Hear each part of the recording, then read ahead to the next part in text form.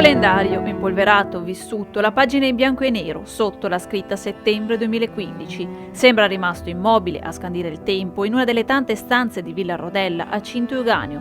Segna la fine di quella lunga pagina di storia della dimora cinquecentesca nel cuore dei Colli Euganei, confiscata all'ex presidente della regione Veneto Giancarlo Galan.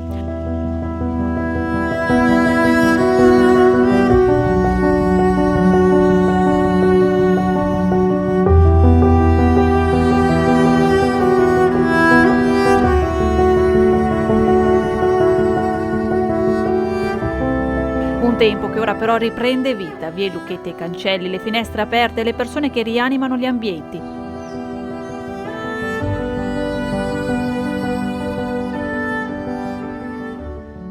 Arte, cultura, spazio per la comunità di aggregazione, un punto strategico per il turismo euganeo, un fulcro didattico per le scuole del territorio e ancora un B&B, residenze. Ecco come sarà il futuro di Villa Rodella, fondata nel 1500 dalla famiglia veneziana dei Pasqualigo e affidata per 45 anni dal demanio alla Fondazione Essenziale di Rovigo.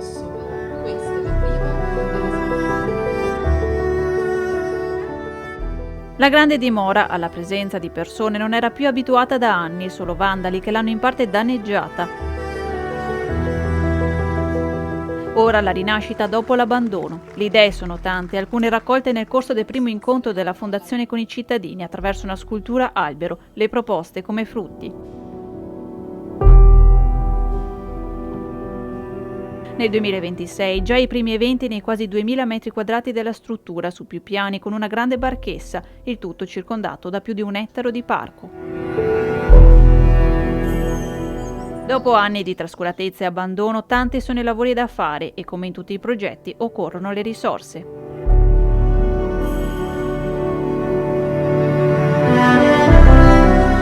Una seconda vita per Villa Rodella. Sì, stiamo cercando di costruire un progetto insieme alla comunità. Questo è il primo momento in cui presentiamo un po' le nostre idee alla comunità di riferimento e vediamo un pochettino anche se ci sono idee, suggestioni, progetti, iniziative che possiamo costruire insieme. Quindi sì, questa è un po' la prospettiva. Quali sono gli obiettivi della Fondazione Essenziale? Ma gli obiettivi sono quelli di, diciamo, in qualche modo utilizzare la cultura come modo per creare comunità fondamentalmente, quindi costruire occasioni di crescita e arricchimento reciproco per le persone. Queste occasioni a livello proprio di programma sono già state stilate, nel concreto di cosa si tratta? Ma allora siamo ancora in una fase di definizione, diciamo che oggi appunto non è una vera e propria inaugurazione ma è più questa presentazione di queste idee la prospettiva è quella di aprire il prossimo anno nel 2026 e quindi in quell'occasione, con un'inaugurazione vera e propria, insomma presentare un programma più dettagliato. Un po' di anticipazioni, ad esempio mostre culturali oppure per il territorio, oppure anche magari manifestazioni sportive, di cosa si tratta nello specifico? Sì, l'intenzione è sicuramente l'aspetto culturale è l'elemento fondamentale, quindi sicuramente mostre, diversi linguaggi artistici, quindi attività con il cinema, proiezioni cinematografiche, teatrali, la musica, quindi questo è la prima proposta che sicuramente uscirà per il prossimo anno, per l'estate. Cosa ha spinto la Fondazione proprio a mettersi in gioco e accettare un po' questa sfida, chiamiamola così? La sfida è sicuramente una sfida molto, molto grande, impegnativa e ci ha attirato la possibilità di poter ridare vita a uno spazio che era chiuso da tanto tempo e farlo in questo contesto che ci piace molto e che riteniamo ricco di molto potenziale, già tanto c'è, insomma ci piacerebbe essere un'ulteriore pedina insomma, di un mosaico così ricco di potenzialità. Anche perché voi siete già abbastanza radicati anche sul territorio qui euganeo e non solo. Sì, diciamo che la fondazione nasce su Rovigo e stiamo, appunto, questa è diciamo un'ulteriore zona che in qualche modo stiamo esplorando, ecco, e stiamo costruendo, conoscendo anche insieme. A livello un po' pratico, come avete trovato la villa? In che condizioni era? Ma allora la villa l'abbiamo trovata che era in uno stato di abbandono praticamente per 10 anni, quindi una villa chiusa e quindi con tutto ciò che ne consegue, per cui la prima operazione che abbiamo fatto è stata quella proprio di pulizia, quindi una prima pulizia. Anche oggi potremo visitare soltanto alcuni spazi perché poi appunto il resto saranno oggetto di lavori anche importanti, insomma, e quindi piano piano, ecco. I prossimi proprio step anche per quanto riguarda la messa in sicurezza della villa, quali sono? Sì, adesso appunto il prossimo step è sicuramente quello di avviare i lavori in modo più strutturale, quindi un po' l'iter, stiamo dialogando con le istituzioni insomma preposte e ci auguriamo di poter iniziare i lavori effettivamente insomma in questo autunno a breve e sperando appunto così di poter essere pronti per la stagione primaverile. A proposito di istituzioni a livello monetario, di soldi, di che tipo di investimento si tratta? Anche qui siamo ancora in fase di valutazione effettiva, nel senso che l'investimento comunque è importante, stiamo ancora facendo dei rilievi per capire effettivamente la natura dell'investimento perché non abbiamo ancora tutte le informazioni e quindi insomma stiamo un po' lavorando anche su questo. A livello invece di storia, questa è una villa insomma, che ha racchiuso tanta storia, anche un po' politica si direbbe. Qual è l'obiettivo proprio della fondazione in qualche modo? È tralasciarlo o in qualche modo anche un po' magari riportarlo in luce ovviamente sotto un aspetto più sociale, non ovviamente di indirizzo politico? Ma diciamo che un po' appunto come si diceva giustamente il percorso di questa villa è un percorso lungo, le origini risalgono al 1500, quindi voglio dire riportare un po' anche a conoscenza gli elementi proprio dell'origine della villa è uno degli elementi su cui puntiamo. Ci piacerebbe anche oggi sarà l'occasione per sentire proprio dagli abitanti, dalle persone che abitano la zona come se la ricordano, se magari ci sono foto del passato e costruire quindi anche una memoria storica condivisa, ecco, con le persone. Una curiosità, per una fondazione con questo ampio sguardo, soprattutto verso la cittadinanza, com'è rapportarsi in una comunità così piccola come questa? Mi riferisco magari non solo a Cinto ma anche alla vicina Lozzo, dove c'è un po' di campanilismo. Ma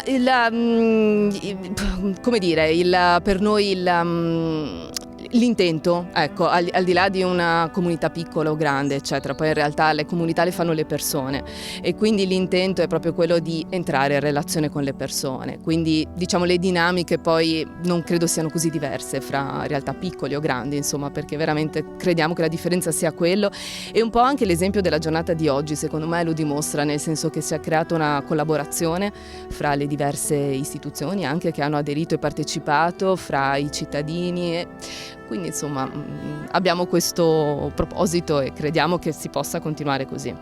Solo proprio prima di concludere, cosa vi aspettate proprio dalla giornata di oggi?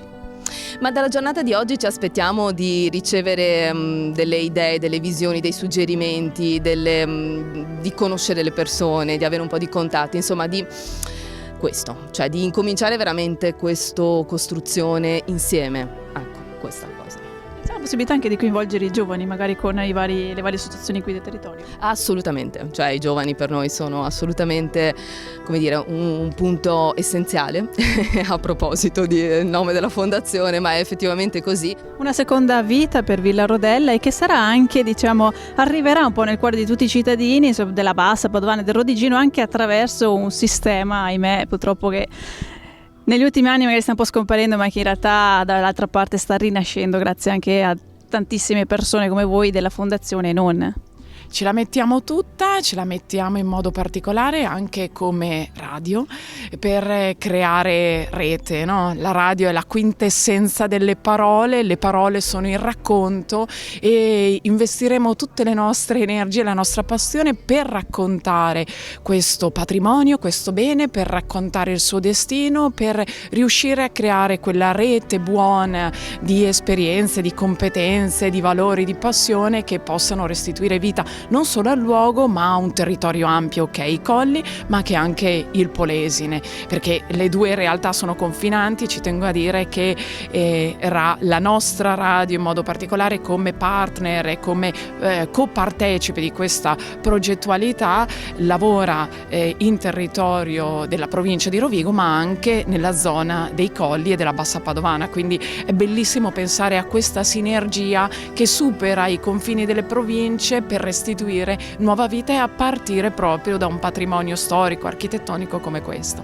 Quali saranno proprio a livello pratico? Ci sarà proprio un programma specifico nel palinsesto? Come verrà inserito questo spazio per la villa e per lo spazio culturale? Intanto sappiamo che c'è un anno di tempo che è il tempo richiesto per il cantiere, poi in realtà il palinsesto sarà ricchissimo. La giornata di oggi, l'anteprima, ha questo obiettivo però di metodologia che è importante, ovvero la condivisione, incontrare tutti i referenti del territorio per condividere insieme istanze, desideri, sogni e provare poi a costruire a partire da questa prima condivisione, da questo primo incontro.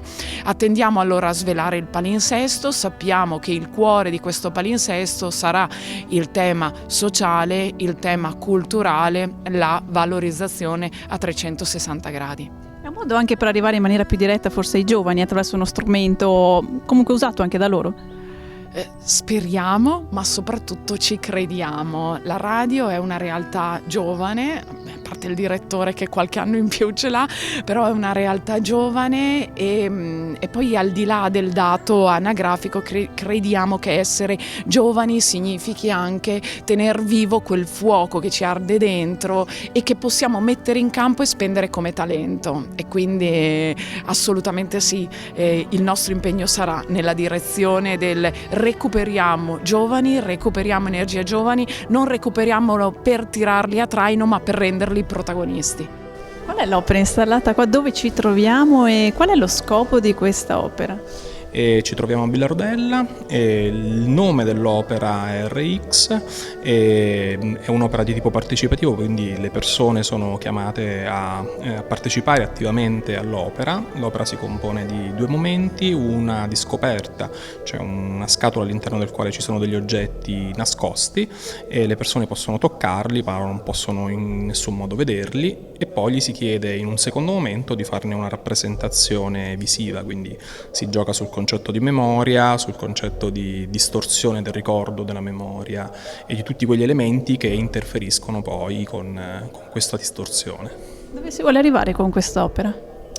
E sostanzialmente lo scopo dell'opera è quella di coinvolgere le persone, renderle coscienti del fatto che il ricordo è un qualcosa di inaffidabile, è un qualcosa che in qualche modo è soggetto a delle distorsioni dovute alle emozioni, al tempo, a tutte quelle che sono le interferenze che partoriscono o meglio che arrivano dal momento in cui si genera il ricordo fino alle fasi successive.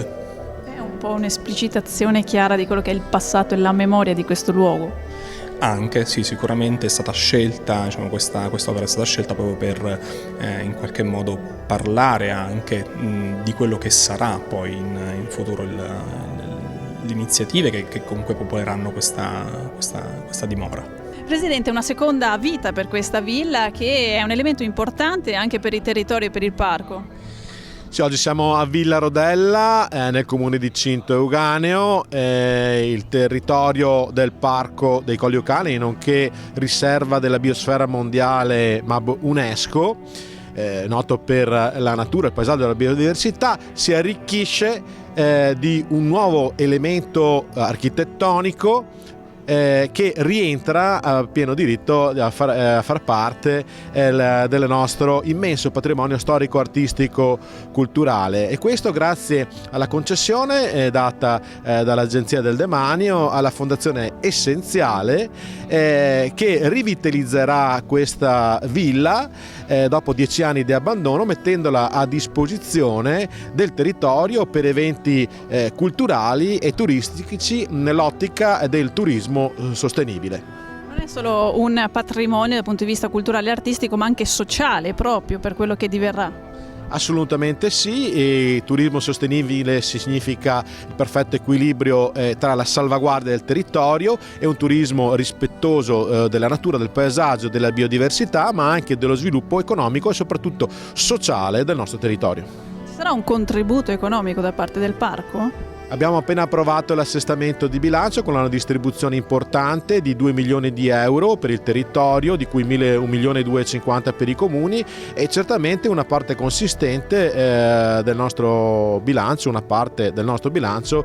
sarà destinata anche alle attività culturali e sociali, tra cui anche questa a servizio dell'intera collettività euganea. È una seconda vita per la villa, qual è il contributo del comune? Il nostro contributo è consentire alle varie associazioni del territorio di dialogare, quindi quello che abbiamo fatto finora e che abbiamo intenzione di fare anche in futuro è metterli comunque in comunicazione in modo che si abbia un progetto condiviso. Le associazioni in questo caso per esempio si sono unite, quindi Scatola Cultura e la Fondazione Essenziale, per fare di questa giornata un qualcosa di particolare. Il museo nel suo ha partecipato appunto rendendo gratuita la visita a chi ha fatto il percorso. Quindi intanto è un inizio di collaborazione, ma questo coinvolgerà anche i territori vicini, quindi anche associazioni diverse, insomma, da quelle che interessano al comune di Cinto Euganeo, ma la cosa importante è creare una sinergia, lavorare sempre tutti insieme e il risultato finale secondo noi cambia sensibilmente, insomma. Si è parlato proprio di unione e soprattutto anche di collaborazione con i comuni limitrofi, che non è cosa così scontata per queste comunità, diciamo, dove magari un po' di campanilismo ogni tanto c'è.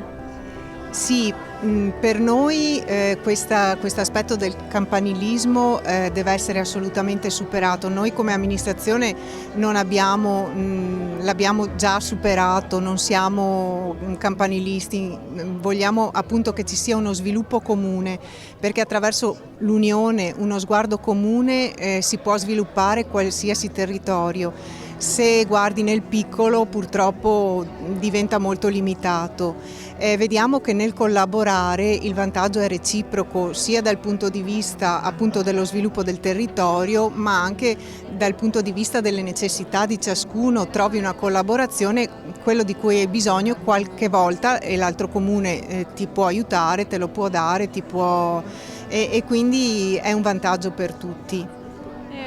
Quanto può intaccare invece un po' quello che è stato il passato, tra virgolette, politico di questa villa?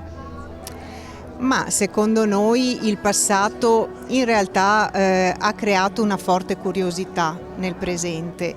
È stato superato nel senso che si guarda al passato comunque come un qualcosa che ha dato a suo tempo spicco forse a questa villa, è conosciuta anche purtroppo per le vicende politiche passate.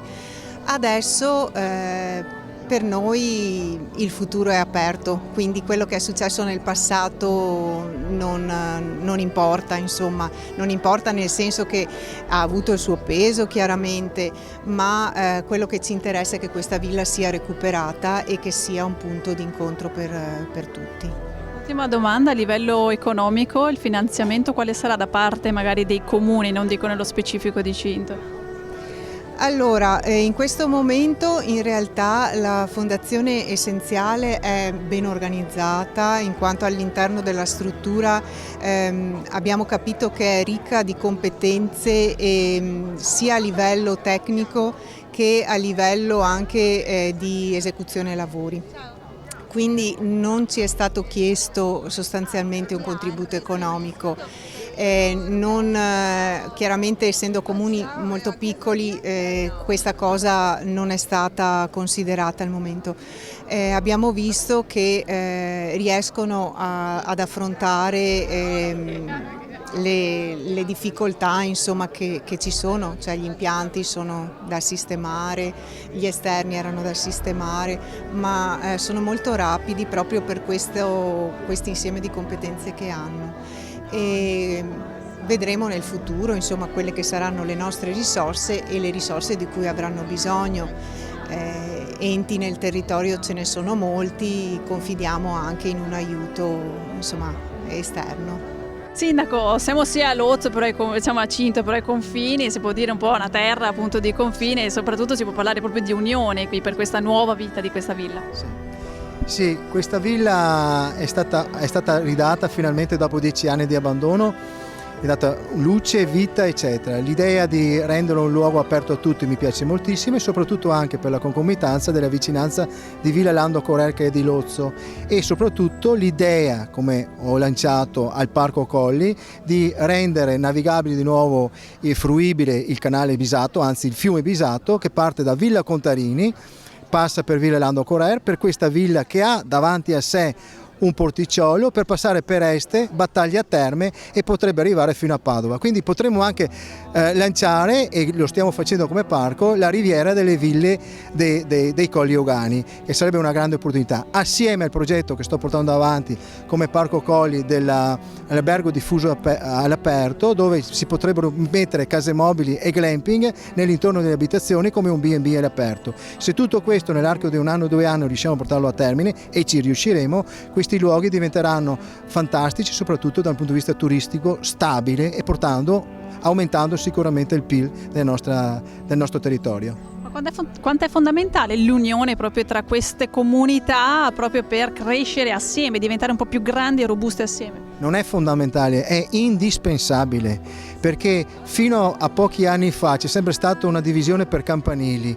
Veramente con questo nuovo turnover di sindaci, io erano 10 anni che non facevo il sindaco, ci sono rientrato nel 2022 e ho trovato veramente un terreno fertile, con sindaci aperti al dialogo e soprattutto stare insieme, anche con idee politiche totalmente diverse, ma ci siamo messi veramente tutti insieme per sviluppare il nostro territorio, al di là, sormontando i campanili, e addirittura stiamo pensando anche di fare una fusione con Lozzo, Vo, Cinto e Baone, per fare un comune che abbia più di 10.000 abitanti, che possa mettere insieme le terme, perché Baone ha la Val Calaona, che stiamo lavorando come comuni per rilanciarla, e quindi stiamo dando un supporto a Baone come sindaco di Cinto, di Vo, di Este e di Lozzo ovviamente, per bonificare e riportare in auge la zona termale per fare un orto botanico all'aperto. Questa villa è diventata, ahimè, un po' famosa per il passato, diciamo, politico. Quanto ha influenzato secondo lei? Ma ormai il tempo ha cancellato, insomma, questa cosa. È stata una cosa non piacevole, che lascia un po' di amaro in bocca ovviamente questa cosa, però sono cose che purtroppo succedono e si va avanti, L'importante è che questo luogo non sia stato abbandonato e che gli sia stata ridata una nuova vita. Quello era importante, perché piangeva il cuore vederlo abbandonato, poi è stato anche vandalizzato, insomma è stato anche, se fosse stato preso in mano subito forse costava molto meno anche a rimetterlo a posto. Purtroppo le cose dello Stato sono così. Adesso qual è la situazione comunque? Adesso è stata fatta una pulizia, fondamentalmente le opere di ristrutturazione ancora devono partire, perché era funzionante, la villa era perfetta, era abitata, e purtroppo però è stata vandalizzata, quindi ci saranno bisogno di parecchi soldi per rimetterla, ristrutturarla un'altra volta, ripristinare ciò che era stato danneggiato, e poi iniziare anche a farla funzionare, che insomma le idee ce ne sono, però queste cose sono edifici che costano molto, da riscaldamento, raffrescamento, manutenzione, quindi deve avere un sistema di equilibrio che possa stare in piedi, però insomma l'unione c'è e la voglia di fare c'è. Si spera quindi anche in contributi regionali, statali o... Essendo un'azienda una società una fondazione, sicuramente avrà contributi pubblici, sicuramente su progetti che proporranno ovviamente, questo sì, altrimenti da sola non può sopravvivere, è indubbio.